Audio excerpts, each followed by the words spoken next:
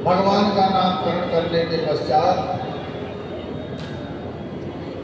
अब वशिष्ठ जी दूसरे पुत्र का नाम भरत बताते हैं। कहते हैं, हे राजन, विश्व भरण पोषण कर जोई, ताकर नाम भरत यश होई।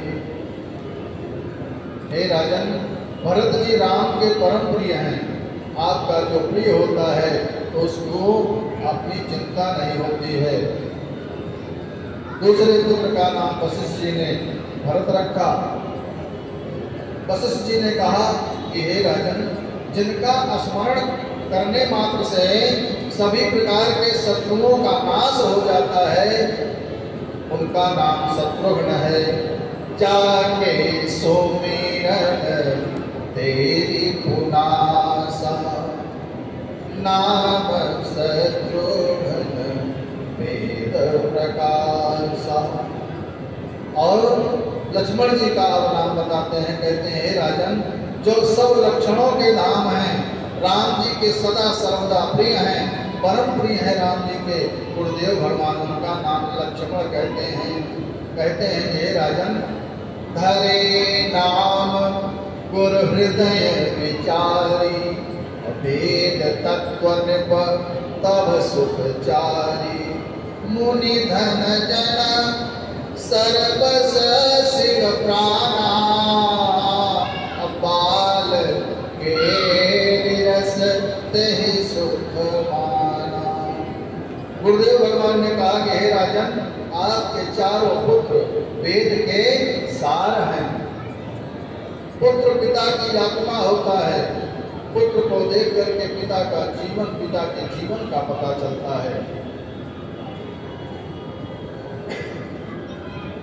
गुरुदेव भगवान चारों पुत्रों का नामकरण किया और अयोध्या में खूब उत्सव मनाया जा रहा है। चारों भाइयों का नामकरण हुआ, उसके बाद फिर बधाई गीत होने लगा। अयोध्या में फिर बधाई शुरू हुई। कबहु छंग कबहु बर पलना, मात दुलारी कही प्रिय ललना। चारों भाइयों को देख करके अयोध्यावासी खूब प्रसन्न है और सभी लोग इतना प्रसन्न है कि प्रसन्नता जो है बखानी नहीं जा रही है, बताया नहीं जा रहा है। वो जो बात गुरुदेव भगवान ने बड़े ही अच्छे भाव में लिखा, रंगीले राम लाला की बधाई हो, बधाई हो। रंगीले राम लाला की बधाई हो, बधाई हो। सुहानी जैत की नवमी, सुखद मधु मास है आया। सुहानी जैत की नवमी, सुखद मधु मास है आया। छवि तेरा राम लाला की बधाई है, बधाई है। छवि तेरा राम लाला की बधाई है, बधाई है। गजब की सामली सूरत लजाती, कोटि कामों को। गजब की सामली सूरत लजाती, कोटि कामों को। रसीले राम लाला की बधाई हो,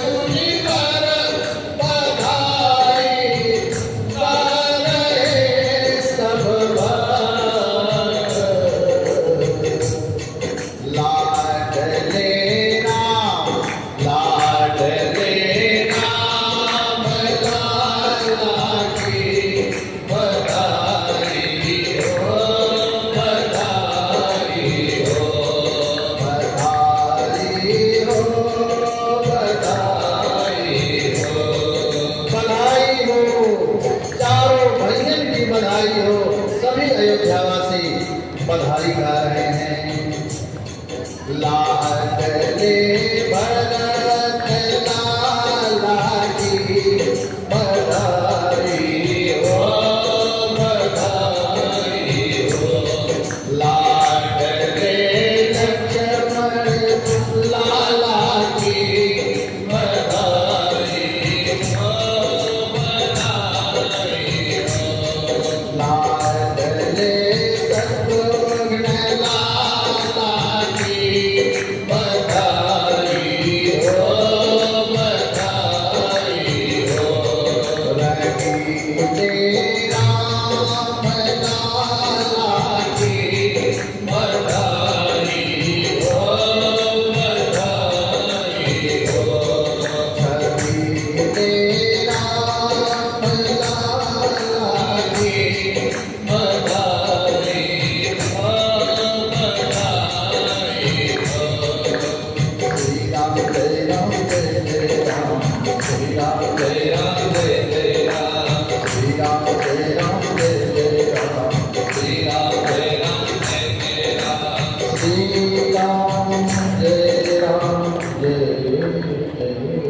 बोलिए चारों भैयन की जय हो। खूब बधाई गई, बधाई गीत गाया गया।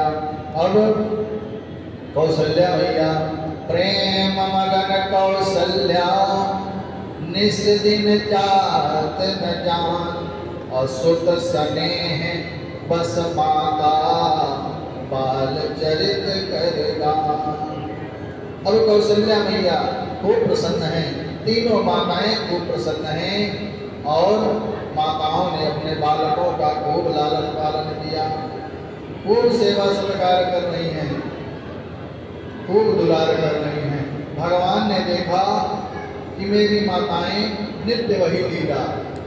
भगवान श्री राम सोच रहे हैं कि माता लोग वही रोज स्नान कराना, तेल लगाना, अंजन लगाना और तेल बुबुआ लगा करके और पालने में सुला देना रोज की यही दिनचर्या बन गई है।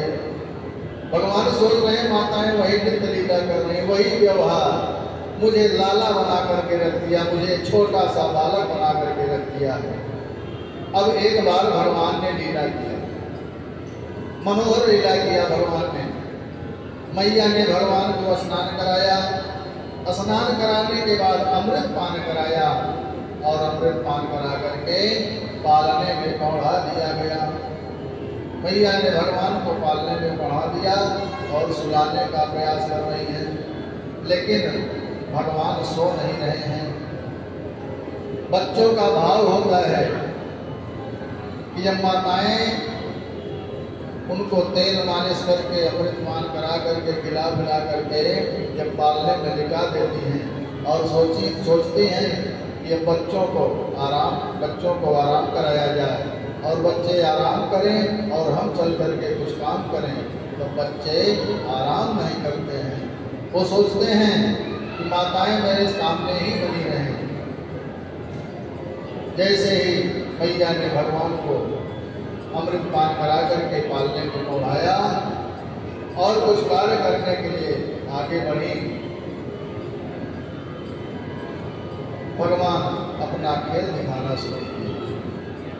मैया ने भगवान को लिटा करके स्नान किया, ध्यान किया, पूजन किया और पूजन करने के पश्चात भगवान श्री रंगनाथ को भोग लगाया और जैसे ही भोग लगा करके आचमन किया और आचमन करके अपने नेत्रों को बंद किया और नेत्रों को बंद करने के बाद जब अपने नेत्र खोले तो मैया देख रही हैं कि भगवान भोग पा रहे हैं। वही बाल रूप मेरे श्री राम जी जा करके भोग को पा रहे हैं। मैया विचलित हुई, भाग करके पालने में आई, देखती हैं भगवान पालने में लेटे हैं। फिर जा करके भाग करके देखती हैं भगवान मैया ने जो भोग लगाया है उसको पा रहे हैं। अब मैया विस्मित हो गई। इहाँ उहाँ कोई बालक देखा, इहाँ उहाँ कोई बालक देखा, अमति भ्रम मोर की आन विसेखा, मति भ्रम मोर की आने विसेखा। मैया के मन में यह भ्रम हो गया कि मेरा ही बालक दो जगह पर कैसे है। मेरी मति को भ्रम है कि कोई विशेष कारण है। माँ को व्याकुल देख करके भगवान मुस्कुराए। राम जी जब जब मुस्कुराते हैं तब तब एक लीला होती है। यहाँ भी प्रभु मुस्कुराए हैं। प्रभु हंस दीन मधुर मुस्कानी। मेरे प्रभु, मेरे ठाकुर जी मुस्कुराए हैं और मुस्कुराते ही क्या हुआ, देख रावा माता ही निज अद्भुत रूप अखंड, रोम रोम प्रति लागे कोटि कोटि ब्रह्मांड। भगवान ने मुस्कुराए तो एक लीला हो गई। माँ को भगवान ने अद्भुत रूप का दर्शन दिया, अद्भुत रूप दर्शन कराया। एक एक रोए में, एक एक चित्रों में करोड़ों करोड़ों ब्रह्मांडों का दर्शन करवा दिया भगवान ने अपनी मैया को। अग्नित रवि शशि, अग्नित रवि शशि शिव चतुरानन, अग्नित रवि शशि शिव चतुरानन, बहुगिर सरित सिंधु महिमानन, अग्नित रवि शशि शिव चतुरानन, बहुगिर सरित सिंधु महिमानन, काल कर्म गुण ज्ञान स्वभाव, स्वहु देखा को सुना न गाओ, काल कर्म गुण ज्ञान स्वभाव, स्वहु देखा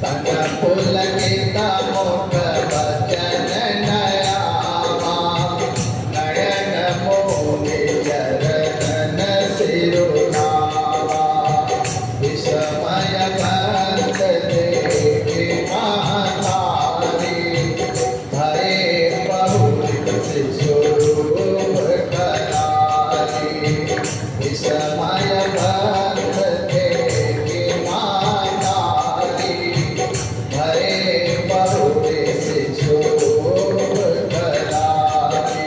श्री राम जय राम जय जय राम, श्री राम जय राम जय जय राम। मेरे प्रभु श्री राम ने माँ और भगवान ने अनेक सूर्य, अनेक चंद्रमा, अनेक ब्रह्मांड, अनेक ब्रह्मा विष्णु शिव सबके अनेक अनेक दर्शन करवाए। अनेक पर्वत, नदियां, वन प्रदेश, माया शक्ति जो जीव को नचाती है वो भी भगवान ने मैया को दर्शन कराया। भक्ति जो माया से जीव को छुड़ाती है वो भी दर्शन कराया। कर्म, ज्ञान, गुण, स्वभाव, राग, विराग सब कुछ अब मैया कौशल्या थर थर कांपने लगी। इतना तो विराट स्वरूप देख करके मैया कांपने लगी। कांप क्यों नहीं है कि आज तक इतना विराट स्वरूप कभी देखा ही नहीं था। मैया की दशा बिगड़ गई। मैया बिल्कुल घबरा रही है, भगवान की स्तुति भी नहीं कर पा रही, भगवान को समझ ही नहीं पा रही है। मैया सोच रही है क्या करें क्या ना करें। मैया की यह स्थिति देख करके भगवान माँ को विस्मय भाव में देखे और तुरंत अपने रूप को बदल दिए।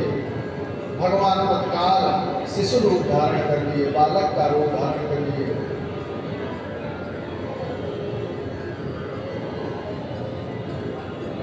भगवान अपने मैया के भाव को समझ करके बाल रूप धारण कर लिए हैं। और भगवान कहते हैं माँ अब आप परेशान मत हो। मैया ने कहा हे लाला, जो तुमने यह किया आज के बाद तुम ऐसा कभी मत करना, नहीं तो मेरे प्राण ही नहीं रहेंगे। भगवान ने कहा ठीक है मैया, लेकिन आप किसी से इस बात को कहना मत। मैया कहती है मुझे क्या जरूरत है किसी से इस बात को कहने की, सुनने की, लेकिन हे पुत्र आज के बाद ऐसा दर्शन मुझे मत करवाना, ऐसे दर्शन की आवश्यकता नहीं है। भगवान ने माया को खींचा और बाल रूप में आए। यह संसार परमात्मा ने बनाया है, इसका व्यवहार परमात्मा ने निश्चय किया है। मैया को सांत्वना दिया। माताएं अपने बच्चों को पालन पोषण में बच्चों के लग गई हैं। सभी माताएं अपने बच्चों को पाल पोष रही हैं और भगवान लीला कर रहे हैं।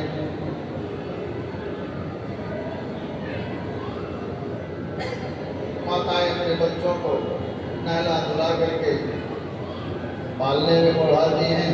समय समय पर उनको जो भी आवश्यकता होती है उनकी आवश्यकताओं की पूर्ति करती हैं। इसके पश्चात माँ ने प्रभु सहित भगवान सहित चारों बच्चों का चूड़ाकरण संस्कार संपन्न कराया। चूड़ाकरण हुआ, ब्राह्मण देवताओं को दक्षिणा मिली। अब बाल उतर गया तो बच्चे लोग बाहर खेलने की जिद करने लगे। गुरुदेव भगवान कहते हैं कि मेरी मैया कौशल्या ने भगवान को मना किया कि हे लाला बाहर नहीं जाना है, तुम यही महल में खेलो, बाहर जाने की जरूरत नहीं है। क्यों कि बाहर जाओगे तो धूप तेज है, बाहर की सभी धरती गर्म है, पैरों में छाले पड़ जाएंगे, बाहर कंकड़ पत्थर हैं, पैरों में गड़ जाएंगे। हे लाला चारों पुत्रों को मैया समझाती हैं कि हे बेटा आप लोग बाहर मत जाना। क्यों बाहर जाओगे तो चेहरा धुला जाएगा। सरयू के तट पर मत जाना क्योंकि वहाँ गरम गरम हवा बहती है, लू लग जाएगी। गुरुदेव भगवान की भावभूमि आइए, भावभूमि में आइए, इस भाव का स्मरण करें कि कौशल्या मैया कैसे बच्चों को समझा रही हैं। कौशल्या मैया कहती हैं कि हे लाला, राघव ललन तेरे कोमल चरण, कहीं कंकड़िया गड़े नहीं जा। राघव ललन तेरे कोमल चरण, कहीं कंकड़िया गड़े नहीं जा। हे बेटा, हे लाला, आप लोग बाहर घूमने मत जाओ, क्योंकि पैरों में कंकड़ गड़ जाएंगे, खाले बढ़ जाएंगे, धूप है, आपके पैर बड़े नाजुक हैं, कोमल हैं। राघव ललन तेरे कोमल चरण, कहीं कंकड़िया गड़े नहीं जा। राघव ललन तेरे कोमल चरण, कहीं कंकड़िया गड़े नहीं जा। नवराजीव चरण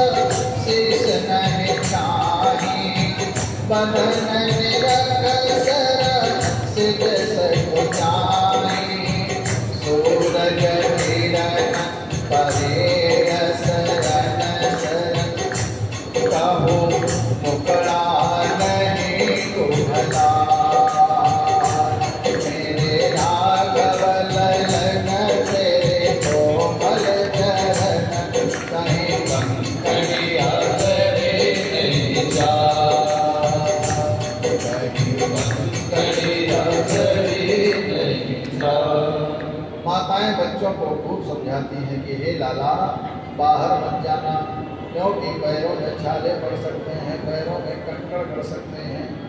माना मैया ने कहा, लेकिन लाला माने नहीं, गए। फिर माताओं ने समझाया तो भगवान मान गए। भगवान ने अनेक बाल चरित किए। बाल चरित अति सरल सुहाए, सारद से सुसंभ श्रुति गाए। चारों भाइयों ने अनेक लीला की है। माताएं खूब प्रसन्न हैं, महल में खूब प्रसन्नता छाई है। घर में भगवत कथा होती रही। राम जी थोड़े बड़े हुए, उनका जनेऊ संस्कार हुआ। चारों भाइयों के साथ में उनका जनेऊ संस्कार हुआ। भय कुमार जब सब भ्राता, अधीन जनेऊ गुरु पितु माता। जनेऊ संस्कार हो गया चारों भाइयों का, और जनेऊ संस्कार होने के पश्चात अब चारों भाई गुरुदेव के आश्रम में गए हैं विद्या अध्ययन के लिए। गुरु गृह गए पढ़न रघुराई, अल्प काल व्यास गवाई। चारों भैया गुरुकुल गए हैं। राम जी गुरुकुल पढ़ने गए। थोड़े समय में इनको सब विद्या आ गई। सारी विद्या स्वयं चल करके आ गई। पढ़ना नहीं पढ़ा जाता। क्यों? क्योंकि संस्कार श्रेष्ठ था भगवान का। संस्कार श्रेष्ठ करना हो तो बच्चों को यह 5 बातें सिखाएं। क्या? बेटा प्रातः काल उठ करके बड़ों को प्रणाम करना, हमें भी अपने बच्चों को यही सिखाना चाहिए कि बच्चे प्रातः काल उठ करके अपने से बड़ों को, अपने माता पिता को प्रणाम करें, क्योंकि प्रणाम करने से बहुत कुछ मिलता है। प्रणाम करने से क्या क्या मिलता है? अभिवादनशीलस्य नित्यं वृद्धोपसेविनः चत्वारि तस्य वर्धन्ते आयुर्विद्याय शोभनम्। नित्य जो अपने से श्रेष्ठ को, गुरु को, माता पिता को अभिवादन करता है, प्रणाम करता है, उसकी आयु, विद्या, कीर्ति और बल अपने आप बुद्धि को प्राप्त करते हैं, अपने आप सब कुछ बढ़ने लगता है। कौन सा कठिन कार्य है? बहुत कठिन कार्य नहीं है, सिर्फ आचरण में आने की जरूरत है, संस्कार में आने की जरूरत है। हमें और आपको अपने बच्चों को शिक्षा देनी चाहिए। शिक्षा हम कैसे देंगे? पहले हम इन आचरणों का स्वयं पालन करेंगे। जब हम स्वयं इन आचरणों का पालन करेंगे, अपने से बड़ों को प्रणाम करेंगे, तो हमारे बच्चे देख करके स्वयं वही आचरण करेंगे, क्योंकि बच्चे वही करते हैं जो बड़े लोग करते हैं। बच्चे नकल बहुत जल्दी करते हैं। अगर हम अच्छा करेंगे तो बच्चे अच्छे की नकल करेंगे, और हम गलत करेंगे तो बच्चे गलत का नकल करेंगे। हमारे अपने घर में भगवान की नित्य पूजा होनी चाहिए, आरती होना चाहिए। सब कुछ भगवान का पूजा पाठ आरती करेंगे तो हमारे बच्चे भी वही देख करके जरूर सीखेंगे, करने का प्रयास करेंगे। यही भाव बना रहे। अब हमारे राम जी पढ़ने गए, थोड़े ही समय में सारी विद्या आई उनको, बच्चों में ये संस्कार उतारिए। अब गुरुदेव भगवान जो सिखाए हैं, मेरे प्रभु क्या करते हैं? प्रात काल उठी गए रघुनाथ, मातु पिता गुरु ना वही माथा, अनुज सखा संग भोजन करही, मातु पिता ज्ञान अनुसरही। मेरे प्रभु, मेरे चारों भैया, मेरे श्री राम जी प्रातः काल उठ करके माता पिता गुरु को प्रणाम करते हैं, और चारों भाई साथ में भोजन करते हैं, और माता पिता जी जैसी आज्ञा करते हैं उसी आज्ञा का अनुसरण करके, आज्ञा का पालन करके सभी कार्य करते हैं। वेद पुराण सुनहि मन लाई, अवाप कहीं अनुजन समुझाई, आय सुभागी करहि पुर काजा, अतीक चरित हर सही बनि राजा, गुरु गृह गए पढ़न रघुराई, अवल काल विद्या सब आई, अल्प काल विद्या सब आई। मेरे राम जी प्रातः काल जगते हैं, श्रेष्ठ जनों को प्रणाम करते हैं, भाइयों से प्रेम करते हैं, भाइयों से प्रेम सहित रहते हैं, मित्रों के साथ बैठ करके प्रसाद ग्रहण करते हैं, और आज्ञा मान करके व्यवहार करते हैं, भगवत कथा श्रवण करते हैं। कथा सुनने से संस्कार अपने आप श्रेष्ठ हो जाता है। कथा का प्रभाव कब होता है? यह पता नहीं चलता है। सत्संग का प्रभाव जीवन में कब आ जाए कुछ पता नहीं चलता है। इसलिए हमें भगवान के चरण शरण में, भगवान की भक्ति में और सत्संग में अपने मन को लगाए रखना चाहिए। भगवान की कृपा कब हो जाए कुछ भी पता नहीं है। अब मेरे राम जी पढ़ करके आए, और इधर महामुनि विश्वामित्र जी यज्ञ करते हैं। विश्वामित्र जी यज्ञ कर रहे हैं, और असुर लोग, राक्षस लोग ऋषिवर के यज्ञ का विध्वंस कर देते हैं। रावण ने पूरी धरती पर असुरों को फैला दिया है। रावण का साम्राज्य पूरी धरती पर है। रावण का इतना आतंक है कि ऋषि मुनि संत लोग कोई पूजा पाठ जब तक यज्ञ कुछ नहीं कर पाते हैं। चारों तरफ राक्षसों को फैला दिया है। राक्षस लोग ऋषियों को यज्ञ नहीं करने देते हैं। अब विश्वामित्र जी एक दिन ध्यान में बैठे थे। भगवान की पूजा कर रहे थे, ध्यान में अवस्थित थे और ध्यान में देखा कि ब्रह्म ने अवतार ले लिया है, मेरे प्रभु ने अवतार ले लिया है। विश्वामित्र जी ने ध्यान करके देखा और जब ध्यान करके देखा कि मेरे प्रभु ने अवतार ले लिया है तो मन में सोच रहे हैं कि चलें प्रभु के पास और प्रभु को ले आए। मेरे प्रभु जिस लिए अवतार लिए हैं उस कार्य की सिद्धि के लिए उनको चल करके हम ले आए, वह कार्य संपन्न हो जिसके लिए भगवान ने अवतार लिया है। श्री विश्वामित्र जी महाराज दशरथ जी के पास पधारे हैं, अयोध्या पहुंचे। राजा दशरथ जी ऋषिवर का स्वागत किए हैं, राज्यसभा में ला करके उनको आदर से बिठाया गया और उनका स्वागत सत्कार किया गया। स्वागत सत्कार के बाद राजा दशरथ जी ने विश्वामित्र से पूछा कि हे प्रभु, आज तक आपने ऐसी कृपा कभी नहीं की, आज तक आप इस नगर में नहीं आए, आपने आज विशेष कृपा की है, कोई विशेष कारण है क्या प्रभु?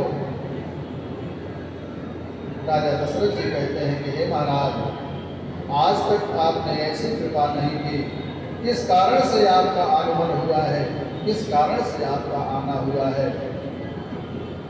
देखिए, संत महापुरुषों का यह कर्तव्य है कि वो समाज की हर समस्या पर अपना ध्यान केंद्रित करके समाज की व्यवस्था को सुदृढ़ रूप से चलाएं। समाज में इतनी समस्या है, विश्वामित्र जी ने ध्यान दिया कि भगवान का अवतार हुआ, भगवान ने किस कारण अवतार लिया है, जब तक हम वहाँ जाएंगे नहीं भगवान का कार्य आगे बढ़ेगा नहीं। इसलिए विश्वामित्र जी वहाँ पहुँचे हैं और राजा दशरथ जी पूछते हैं ऋषिवर से कि प्रभु आपके आने का क्या कारण है? ऋषिवर सोच रहे हैं और कहते हैं कि तब मुनि पर मन कीन विचारा, प्रभु अवतरेव हरन वही भारा, यहो मिस देखो पद जाई और कर विनती आनौ तो भाई। विश्वामित्र जी ने विचार किया कि चल करके दोनों राजकुमारों को मैं ले आऊँगा और यज्ञ की रक्षा करूँगा, यज्ञ की रक्षा करवाऊँगा, असुरों को मारने हेतु उनको लेकर के आऊँगा। राजा दशरथ जी के पूछने पर विश्वामित्र जी राजा दशरथ जी से कहते हैं कि हे राजन, आप अपने दोनों पुत्रों को हमें दे दीजिए, अनुज समेत देहु रघुनाथ, निशिचर बधमय ओब सनाथा। विश्वामित्र जी श्री रघुनाथ जी को और श्री लक्ष्मण जी को राजा दशरथ से मांगते हैं और जैसे ही यह वचन कहा, राजा दशरथ जी के चेहरे की भाव भंगिमा बदल गई, उनका चेहरा बदल गया।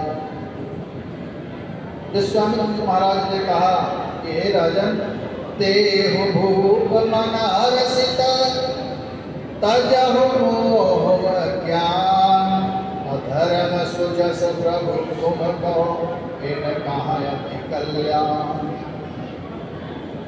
विश्वामित्र जी राजा दशरथ से कहते हैं कि हे राजन, प्रसन्न मन से दीजिए अपने दोनों बालकों को, अज्ञान का त्याग करिए, आपकी कीर्ति बढ़ेगी, इन बच्चों का भला होगा। और राम जी को मांगा। विश्वामित्र जी ने तो महाराज हृदय से व्यथित हो गए, राजा दशरथ जी के हृदय में बड़ी पीड़ा हुई और कहते हैं कि हे ऋषिवर, चौथे पन में तो 4 पुत्र मिले हैं और आपने तनिक भी विचार नहीं किया, बिना विचारे प्रभु आपने मांग लिया है। वैसे तो मेरे 4 पुत्र मुझे प्रिय हैं, लेकिन 4 पुत्रों में मेरे प्राण के समान प्रिय राम हैं, राम को तो मैं बिल्कुल नहीं दूंगा।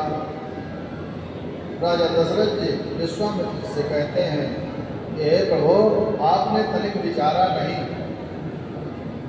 बिना विचारे ही मांग लिया। ये चौथे पद में मुझे पुत्र मिले हैं।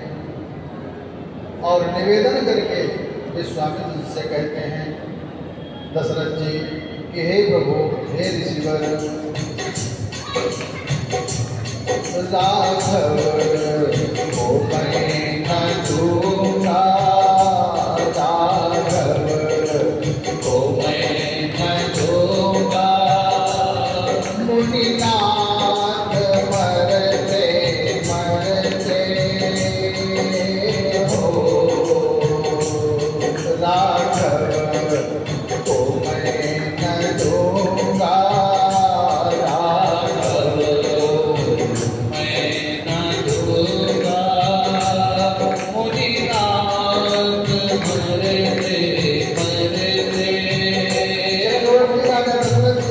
विश्वामित्र से कहते हैं कि हे ईश्वर, मैं राघव को नहीं दूंगा, अपने नित्य जी उनको नहीं दूंगा।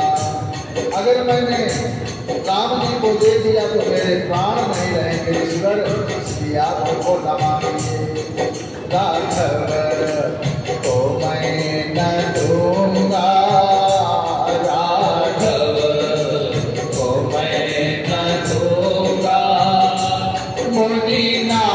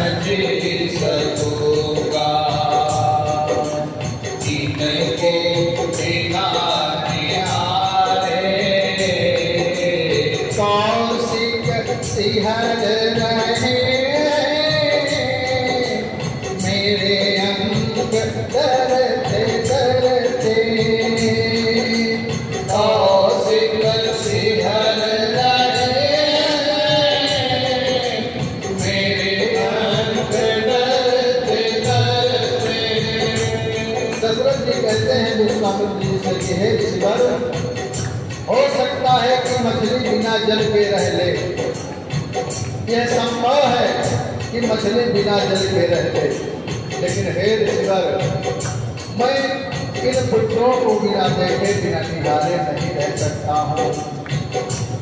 हे विश्वामित्र जी, हे ऋषिवर, मेरे अंग अंग सिहर रहे हैं और मेरे मन में बहुत डर बन रहा है कि आपने क्या मांग लिया। आपने जो मांगा है मैं उसको बता नहीं दे पाने के योग्य में हो प्रभु। राघव को मैं न दूंगा, राघव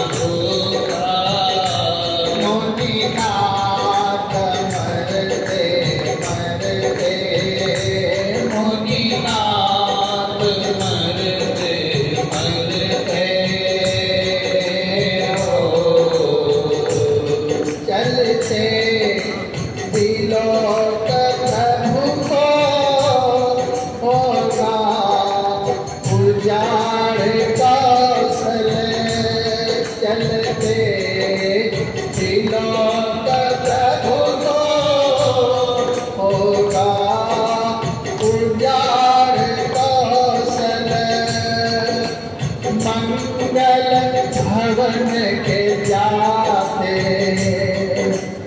मंगल भवन के जाते, संभव कहाँ से मंगल, मंगल भवन के जाते, संभव कहाँ से मंगल, सीए कृपालु को मृदुपात झरते झरते, सीए कृपालु को मृदुपात झरते झरते, होवे प्रसन्न मुनिवर, होवे प्रसन्न मुनिवर, ले राज दोष सारा, रानी सुतों के संग में, रानी सुतों के संग में, मन में करुण उजाला, रानी सुतों के संग में, मन में करुण उजाला, ले गोद राम शिशु को, ले गोद राम शिशु को, सुख मोद भरते भरते, ले गोद राम शिशु को, सुख मोद भरते भरते, राघव को मैं न दूंगा, मुनिनाथ मरते मरते, राघव को मैं न दूंगा, मुनिनाथ मरते मरते, राघव को मैं न दूंगा। राजा दशरथ जी कहते हैं मुनिवर से कि हे मुनिवर, मैं अपने राघव को नहीं दूंगा, और भी आप कुछ मांग लीजिए, मेरा